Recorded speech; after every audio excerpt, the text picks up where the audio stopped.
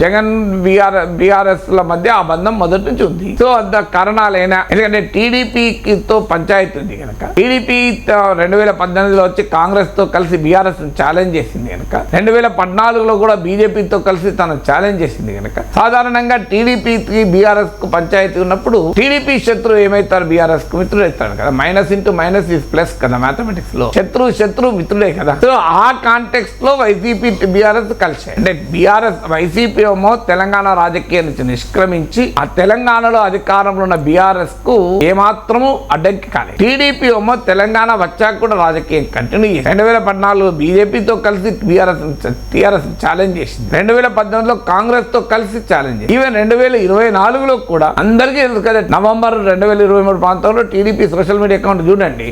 TDP శ్రేణులు ఎవరిని గెలవాలని కోరుకున్నారు, ఎవరు ముఖ్యమంత్రి కావాలని కోరుకున్నారు? కేసీఆర్ ముఖ్యమంత్రి కావాలని కోరుకున్నారా?